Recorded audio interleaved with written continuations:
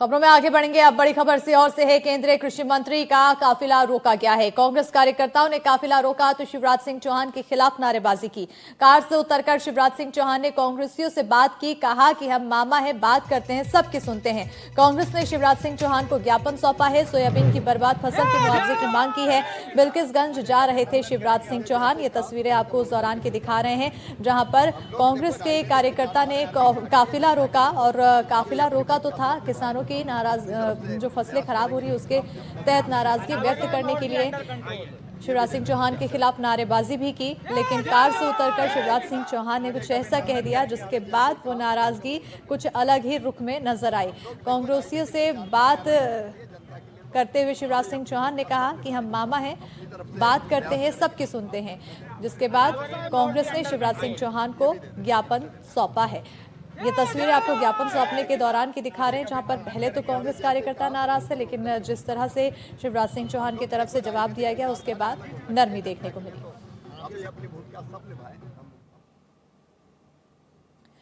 और अब खबर धमतरी से है जहां पर कांग्रेस में जिला अध्यक्ष के चयन पर हलचल। कांग्रेस भवन पहुंची राजस्थान की रहने वाली पर्यवेक्षक जिला अध्यक्ष के दावेदारों और कार्यकर्ताओं की बैठक। बगावत करने वालों का नाम नहीं रखेगी पार्टी।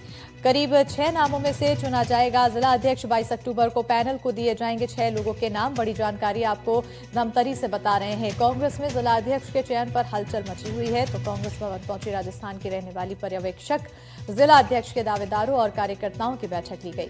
बगावत करने वालों का नाम पार्टी नहीं रखेगी। करीब 6 नामों में से चुना जाएगा जिला अध्यक्ष। 22 अक्टूबर को पैनल को दिए जाएंगे 6 लोगों के नाम।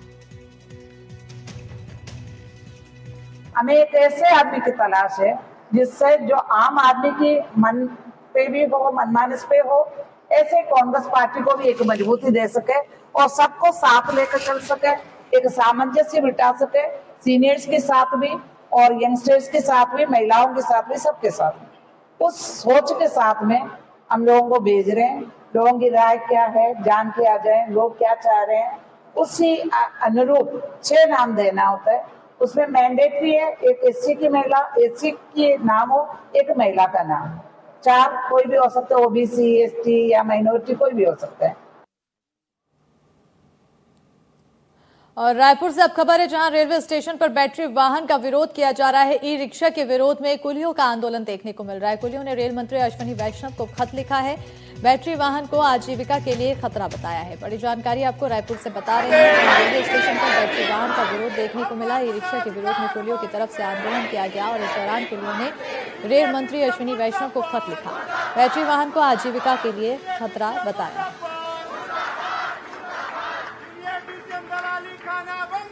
हमारे कुलियों के लिए ना सरकार सोच रही है, ना रेलवे प्रशासन सोच रही है। सरकार सिर्फ अपने मित्रों को ठेकेदारी में, रेलवे को ठेकेदारी में टेंडर देती जा रही है, लेकिन सदियों से काम करते आ रहे कुली, उनके बारे में कोई सोच नहीं रही है। अभी वर्तमान में रेलवे प्रशासन हम कुलियों को बिना विस्थापित करे बैटरी चलित गाड़ियां चला रही है, जिसमें जो यात्रियां जो आएंगे, सामान और यात्री उसी में चले जाएंगे।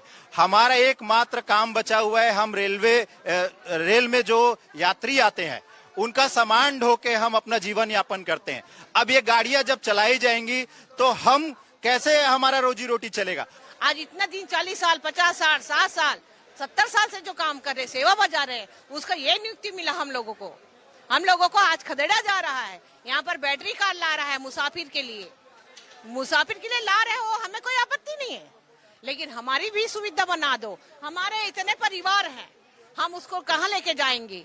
आज तक हम आपका सेवा बजाएं, उसका शून्य कर दिए हो, आप जीरो में डाल दिए आप, या आप हमारे बारे में कुछ सुनाई ही नहीं कर रहे हो। और अब खबर रायपुर से है जहां पर आई लव मोहम्मद विवाद पर बागेश्वर बाबा के बयान सामने आए। उन्होंने कहा है कि आई लव मोहम्मद बोलने में कुछ गलत नहीं है, आई लव महादेव बोलने पर भी नहीं होनी चाहिए आपत्ति, लेकिन विवादित नारे लगाने वालों को बख्शा नहीं जाएगा। तो बड़ी जानकारी जहां पर देश भर में आई लव मोहम्मद को लेकर विवाद छिड़ा हुआ है और इसी विवाद के बीच बागेश्वर बाबा का बयान सामने आया है। उन्होंने कहा है कि आई लव मोहम्मद बोलने में किसी भी तरह की खामी नहीं है, आई लव महादेव बोलने पर भी किसी भी तरह से आपत्ति नहीं है, लेकिन विवादित बयान, विवादित नारे लगाने वालों को बख्शा नहीं जाएगा।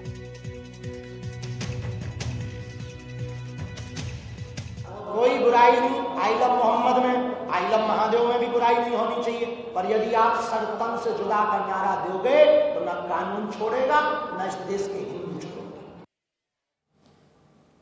और अब भोपाल से बड़ी खबर है, जहां सीएम निवास के पास आत्मदाह की कोशिश। गुना से आए दंपत्ति ने की आत्महत्या की कोशिश। दंपत्ति ने अपने ऊपर छिड़का मिट्टी का तेल। दुकान विवाद को लेकर पुलिस पर आरोप लगाया। गुना में कोतवाली टीआई पर आरोप लगाया है। फर्जी मामले में फंसाने का आरोप लगाया गया है। तस्वीरें आपको दिखा रहे हैं भोपाल से, जहां पर सीएम निवास के पास आत्मदाह की कोशिश की गई है। गुना से आए दंपत्ति ने आत्मदाह की कोशिश की है। दंपत्ति ने अपने ऊपर छिड़का मिट्टी का तेल। मुझे पीआई साहब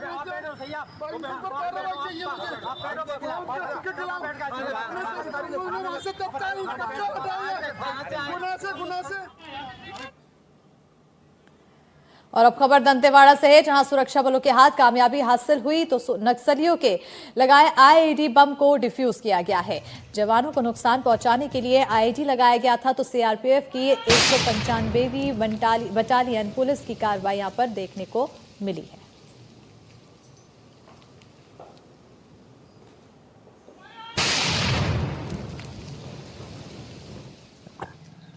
एक्चुअली ये आईडी का मिलने का रिलेशन 11 सितंबर 2025 को एक आईडी ब्लास्ट हुआ था, जिसमें हमारे 2 साथी सीरियसली इंजर्ड हुए थे। उस घटना के बाद हम लोग लगातार आसूचना संकलन कर रहे थे और ऑपरेशंस कर रहे थे। उसी कड़ी में ये सूचना मिली कि एक आईडी लगा हुआ है। फिर उस आईडी को हम लोगों ने रिकवर किया है, रिकवर करके उसको ब्लास्ट किया है। ये आईडी कुकर में लगा हुआ था और इसमें तकरीबन 5 किलो के आसपास एक्सप्लोसिव लगा हुआ था। इसको ब्लास्ट किया गया है।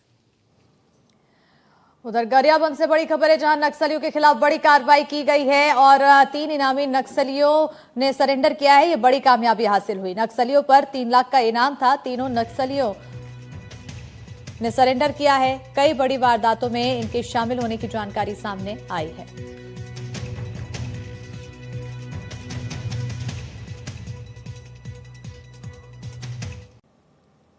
जबलपुर में नर्मदा महोत्सव का भव्य आगाज हुआ है। धूमधाम और उत्साह के साथ शुभारंभ किया गया। मनमोहक प्रस्तुति से मंत्रमुग्ध हुए सभी भक्त।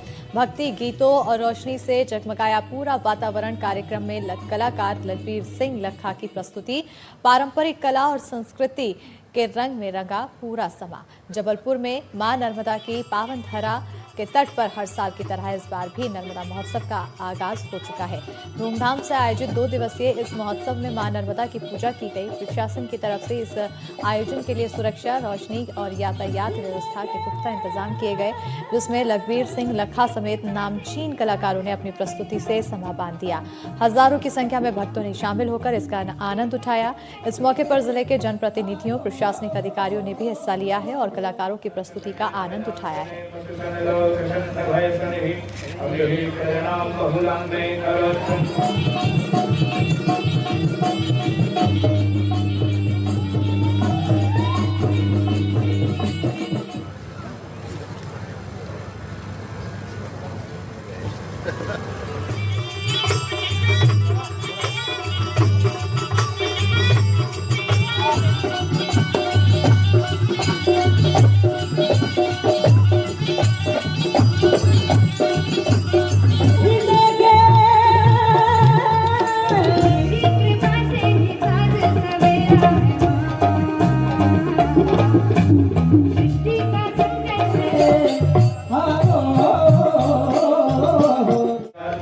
आगे जाकर